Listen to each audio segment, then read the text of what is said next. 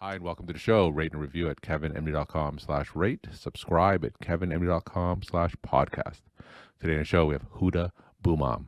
She's a radiology resident. Her Kevin MD article is titled, "There is no cure for your disease." Houda, welcome to the show. Hey, Kevin, thank you so much for having me. So we get into the article in a little bit. First off, briefly share your story and journey to where you are today. Yeah, sure. My name is Houda. I was born and raised in Morocco. I then moved to the US in 2010 for my higher education. I did my medical training in Hershey, Pennsylvania at Penn State University. Then I joined the Philly, New Jersey area. I did my transitional year in Philadelphia. Then I moved to the New Jersey for my diagnostic radiology training. Right now, I am a third year radiology resident in New Jersey. And what are some of the reasons why you chose radiology as a career? Radiology has a lot of like kind of starting from trash and building up pure problem solving. So we don't see the patient, we don't get the clinical picture per se. We get a little bit of it to work with it, but then again, we start looking at the images and kind of walk our way to the diagnostic, aspects of the story, and that's what I like about it. So, what are some of the challenges and rewards of radiology today? Challenge is definitely like when you don't have the whole story, so you're kind of trying to hunt for the diagnosis without enough information. That's definitely one big challenge. So, what will So be an example of that? I hear this all the time. So, let's say you got a radiology result, could be any X-ray or scan. Tell me about what kind of context that you typically would get with that. For example, like before reading the X-ray or the CT, if you want to talk about cross-sectional images, that's what we get more, especially like at night or during like instances of emergencies, and you get abdominal pain. So I kind of have to know which quadrant do I have to look for, what's the clinical picture. Sometimes the clinicians don't take the time to put in like enough relevant information for us to help them find what's the reason of the clinical picture. So that's one thing that poses that challenge.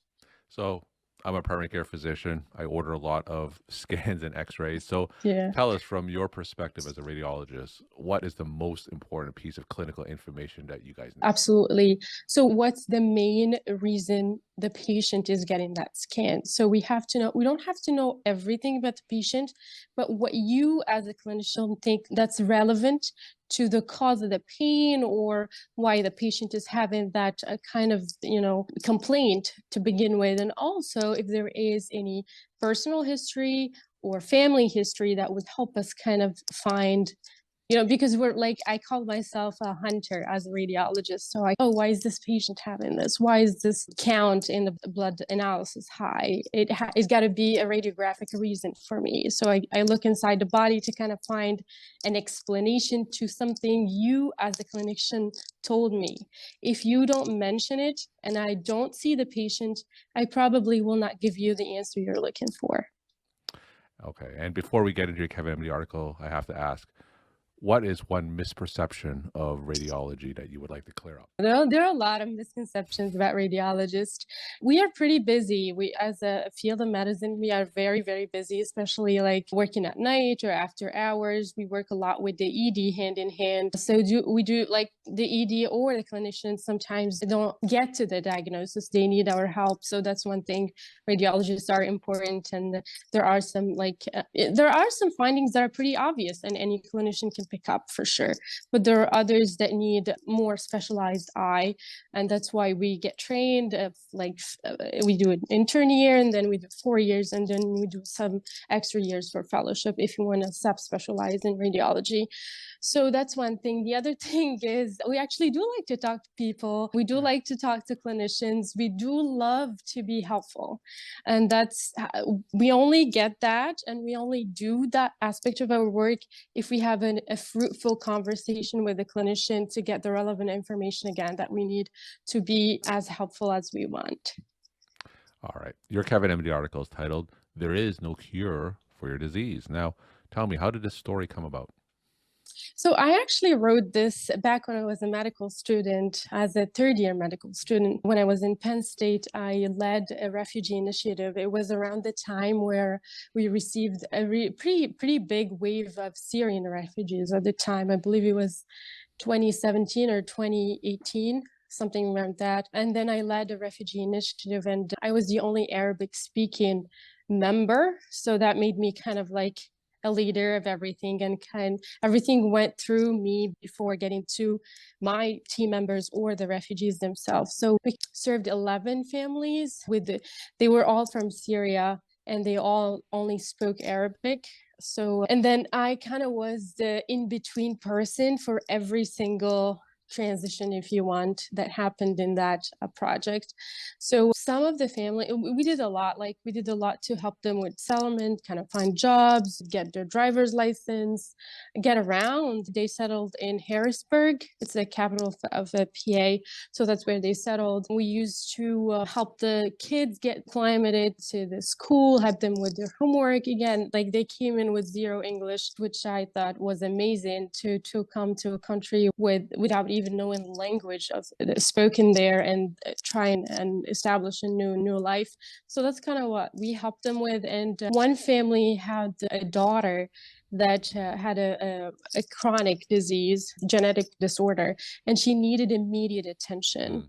So I had to find her a primary care doctor, and I was there translating. And I remembered my very first encounter. They were there, the daughter and the father, and I was there, and I had to translate because at the time they didn't have any source of translation, and I was the person who brought them to that primary care doctor, who nicely accepted to take them without even having insurance, just considering the emergency of the matter. What was the reason that she needed such urgent attention? So one of the biggest reasons that she could or was successfully transitioned to the US is that she had a genetic disorder. Her sister died from the disorder in Jordan due to lack of care. So when she got here, she came with the idea that, the US has the cure to the disease. So she was very, passionate and very excited to get here and just kind of get rid of the disease. It was a collagen disorder. And the only thing that you could see is her skin that was breaking up. So basically, she was at very high risk of infections, and she was not in an environment that would help her. The apartment was not clean. There were many conditions that were not met. That's why we kind of needed an immediate attention to that specific family to kind of save a daughter, basically. All right. So yeah, I find her a primary care doctor. I found myself translating. I really didn't want to do that. I wasn't I wasn't a trained and certified interpreter, medical interpreter at the time, but I had to do that for the refugees to be able to join them and be with them in their medical encounters. So what happened next after you connected this patient to the primary care doctor?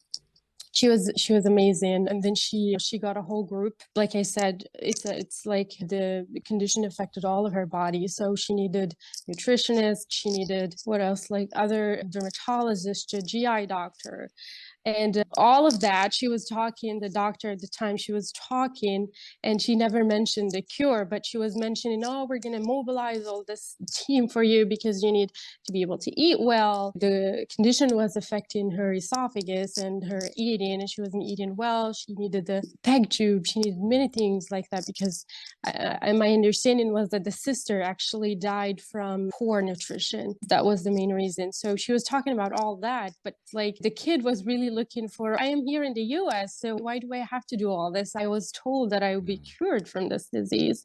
So I kind of witnessed all that, the first encounter, and that's what made me write about it. And was there a cure for her disease? No, unfortunately, they were trying, the doctor was talking to her to optimize her to be a candidate for a clinical trial. But there was no cure promised. Like I said, the disorder was in her genes.